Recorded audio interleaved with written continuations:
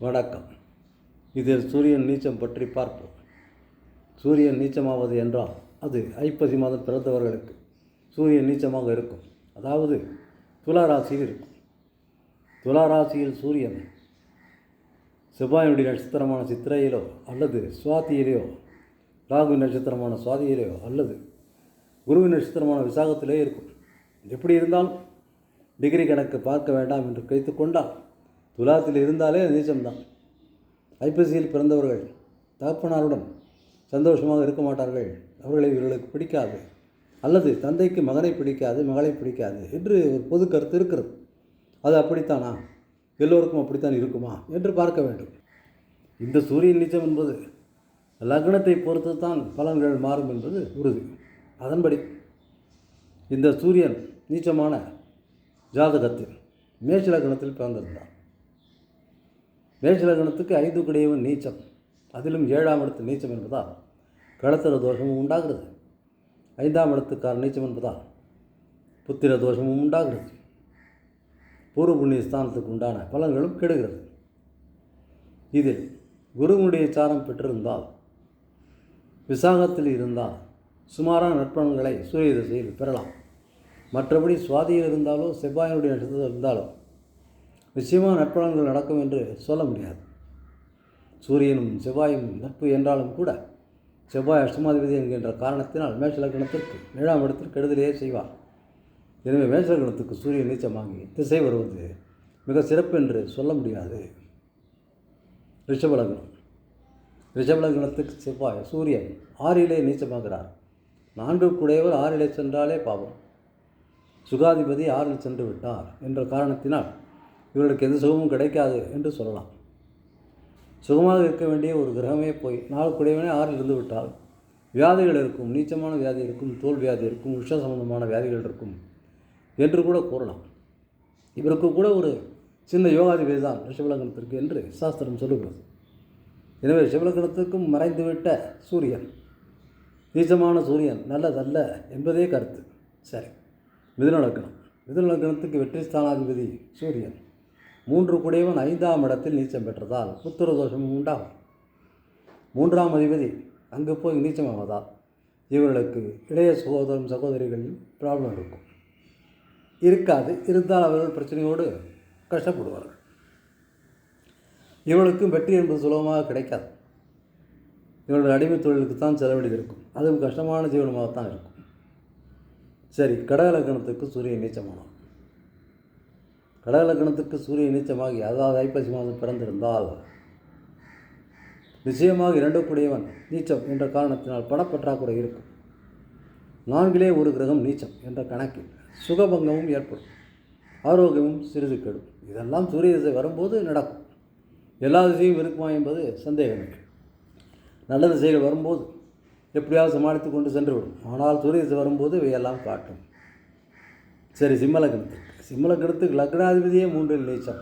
லக்னாதிபதி 3ல் போவது ஒரு யோகம். சுயமாக முன்னேறி வருவார்கள் என்ற கணக்கு இருந்தாலும் கூட லக்னாதிபதியை நீச்சம் என்ற கணக்கில் இவர்கள் புகழ் பெறுவது என்பது கடினமாக இருக்கும்.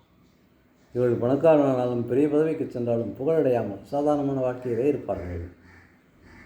கன்னியா லக்னம். கன்னியா லக்னத்துக்கு சூரியன் நீச்சமானார். 12ஆம் இடத்துக்காரன் 2ஆம் இடத்தில் நீச்சம்.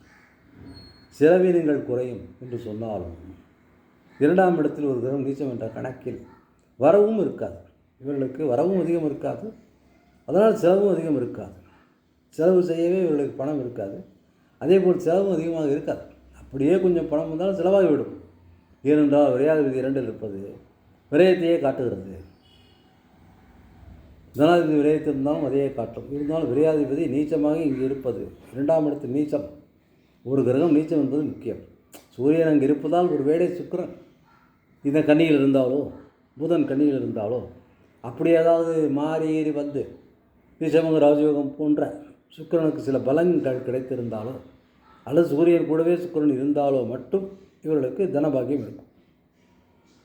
சரி, அடுத்ததான துலா லக்னம். துலா லக்னத்திற்கு லாபாதிபதி இந்த ஜென்மத்தில் லக்னத்தில் நீச்சமாகிறார். எனவே இவர்களுக்கு லாபம் நிறைய வந்தாலும் கூட அவை செலவாகிவிடும். வாழ்க்கைக்கு பொருந்தாது, உதவாது, சேமிக்க முடியாது. இது நிறைய பேருக்கு நடந்திருக்கும். துலா லக்னத்துக்கு சூரிய நீச்சமானவர்கள் நிறைய சம்பாதித்து நிறைய செலவு செய்திருப்பார்கள். ஆனால் அவர்கள் சேமித்திருக்க முடியாது. சரி, விருச்சிக லக்னம். விருச்சிக லக்னத்துக்கு 10 குடையவன் 12 நீச்சம் என்பதால் நிறைய தொழில்களும் வேலைகளும் மாறி மாறி பார்த்திருப்பார்கள். நிறைய வேலைகளும் தொழில்களும் அவர்களுக்கு விரயமாக இருக்கும். 10 குடையவன் நீச்சம் என்பதால் நீச்சமான தொழில், கஷ்டமான தொழில் இப்படித்தான் பார்த்திருப்பார்கள். தனுசு லக்னம். தனுசு லக்னத்துக்கு பாக்கியாதிபதியே நீச்சம். ஆனால் 11 நீச்சம் என்ற காரணத்தினால் திசை வந்தாலும் சுமாரான நற்பலன்கள் நடக்கும் என்றாலும் கூட பாக்கியாதிபதி நீச்சம் என்றதால் தந்தையுடன் தகராறு, தந்தையிடம் பிரிவு, பூர்வீக சொத்தில் சிக்கல், எல்லா பாக்கியங்களும் அடைவதில் சிக்கல், எல்லாவற்றிலும் தடை தாமதம் என்று இருக்கும். மகர லக்னத்துக்கு அஷ்டமாதிபதி 10ஆம் இடத்தில் நீச்சம் என்பதால் இவர்களுக்கு விபத்து, கோர்ட்டு கேஸ் இது போன்ற விவரங்கள் இருக்காது. ஆனால் தொழில் சம்பந்தப்பட்டு ஒரு வேளை அந்த மாதிரியான விபத்துகளோ கோர்ட்டுகளோ வரலாம். மிச்சபடி இவர்களுக்கு அஷ்டமாதிபதி நீச்சமாவது ஓரளவுக்கு நல்லதே. ஆனால் 10ஆம் இடத்தில் கிரகம் நீச்சம் என்பதால் 10ஆம் இடத்தில் சுக்கிரனை பொறுத்து இவர்களுக்கு தொழில் அமையவே தவிர சூரியனால் இவர்களுக்கு எந்த தொல்லையும் இருக்காது. கும்பலக்கணத்துக்கு 7 குடையவன் நீச்சமானால், கும்பலக்கணத்தில் பிறந்து ஐப்பசி மாதமாக இருந்தால் அந்த சூரியன் நீச்சமானால் 7 குடையவன் நீச்சம் என்ற காரணத்தினால் 9ஆம் இடத்தில் நீச்சமாவதால் தந்தையுடனும் தகராறு, தந்தையும் பிடிக்காது, கணவனையும் பிடிக்காது. 7 குடையவன் நீச்சம் என்ற காரணத்தினால் இவர்களுக்கும் இவருடைய தந்தைக்கும் நிச்சயமாக தகராறு இருக்கும். கணவனும் தந்தையும் ஒன்றுதான். தந்தையிடம் என்ன கோபமோ அதே கோபம் கணவனிடமும் வரும். ஏனென்றால் 7 குடையவன் நீச்சமாக இருக்கிறார். சரி, மீன லக்னம். மீன லக்னத்துக்கு 6 குடையவன் 8ஆம் இடத்தில் நீச்சமாக. ஸோ விபரீத ராஜயோகம் என்றே எடுத்துக்கொள்ளலாம். இவர்களுக்கு நிச்சயமாக இந்த திசை நன்மையே செய்யும், தீமை செய்யாது. சுமாரான வாழ்க்கையாக இருந்தாலும் கூட நஷ்டம் இருக்காது, கடன் வராது, நிச்சயமாக தப்பித்துக் கொள்வார்கள். இப்படி சூரியன் நீச்சமாவதால் 12 லக்னங்களுக்கு விசித்திரமான விஷயங்கள் நடக்கும். ஆனால் பொதுவாக எனர்ஜி கம்மியாக இருக்கும், சுறுசுறுப்பு குறைவாக இருக்கும், தந்தையுடன் தகராறு இருக்கும், பூர்வீக சொத்துக்கள் கிடைக்காது, அரசாங்கம் எதிரியாக இருக்கும், அரசாங்கத்தோடு ஒத்துப்போக முடியாது என்பதெல்லாம் இருக்கிறது. ஆனாலும் கூட நீச்சயோகம், நீச்சபங்க ராஜயோகம் என்று சொல்லக்கூடிய பெரிய யோகமான சூரியன் நீச்சமாக கூடவே சுக்கிரன் இருந்துவிட்ட ஜாதகங்களில் பெரும்பாலோர் அரசாங்க வேலையை செய்கிறார்கள். எனவே சூரிய நீச்சம் என்பது அஞ்ச வேண்டிய பொருள்தான். ஆனாலும் கூட சில இடங்கள் அதுவே யோகமாகவும் மாறிவிடும். ஏனென்றால் கூடவே சுக்கிரன் வந்து கொடுப்பதால், கூடவே சுக்கிரன் வருவதால் சூரியன் நீச்சமானாலும் சுக்கிரன் அங்கே இருப்பதற்கு வாய்ப்பு இருப்பதால், சிலருக்கு சுக்கிரனும் சூரியனும் பரிவர்த்தனை ஆவதற்கும் வாய்ப்பு இருப்பதால் நிச்சயமாக இவர்களுக்கு இந்த சுக்கிரனுடைய தயவால் இந்த சூரியன் நலம் பெற வாய்ப்பு இருக்கு. நீச்சபங்க ராஜயோகம் வாங்கிவிட்டால் இது எல்லா பலனும் தலைகளாக இருக்கும். சூரியன் நல்லதையே செய்வார் என்று எடுத்துக்கொள்ளலாம். சூரியன் நீச்சமாகி கூடவே சுக்கிரன் இருந்து விட்டால் எல்லா லக்னங்களுக்கும் அந்த சூரியன் நன்மையே செய்யும் என்பதும் ஒரு கருத்து. இதையும் மறக்கக்கூடாது. சுக்கிரன் அங்கு இருப்பதால், சுக்கிரனும் சூரியனும் சேர்ந்து விட்டதால் சூரியன் நீச்சமாகி வீடு கொடுத்த சுக்கிரன் அங்கே இருப்பதால் நீச்ச பங்க ராஜ யோகம் என்கின்ற யோகம் உண்டாகிறது. இந்த நீச்சபங்க ராஜ யோகத்தால் அங்கு மேலும் மீண்டும் சூரியன் பலம் பெறுகிறார். அப்படி இல்லாமல் சுக்கிரன் சிம்மத்தில், சூரியன் நீச்சமாகி, அதாவது சுக்கிரன் விட்டு நீச்சமாகி சூரியனும் சுக்கிரனும் பரிவர்த்தனை அடைந்தாலும் சில மகர லக்னங்களுக்கோ, கும்ப லக்னங்களுக்கோ, ரிஷப துலாம் லக்னங்களுக்கோ, கன்னி லக்னங்களுக்கோ, மிதுன லக்னங்களுக்கோ, இந்த லக்னத்துக்கும் சூரியனும் சுக்கிரனும் ஒரு அக்ரிமெண்ட்டில், ஒரு ஒப்பந்தத்தில், எக்ஸ்சேஞ்ச், இன்டர்சேஞ்ச் என்று சொல்லக்கூடிய பரிவர்த்தனை ஆகியிருப்பதால் அங்கு சூரியன் நன்மை செய்ய வேண்டிய கட்டுப்பாடுக்குள் வருகிறார்.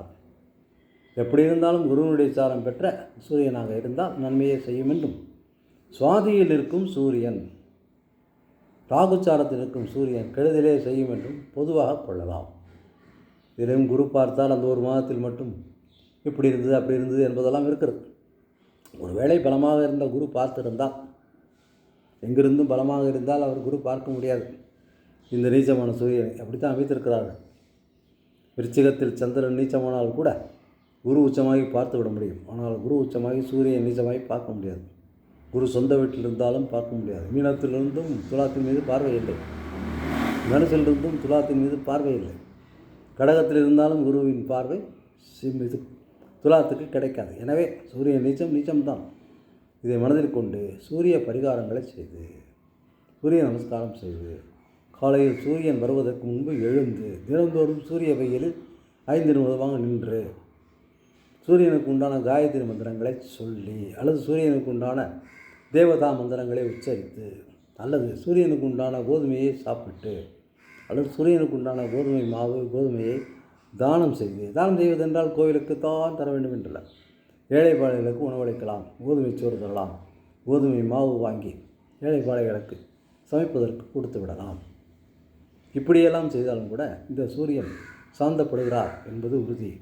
இவற்றையெல்லாம் கருத்தில் கொண்டு சூரிய நீச்சத்திலிருந்து தப்பிப்பதற்கு வழி தேடுங்கள்.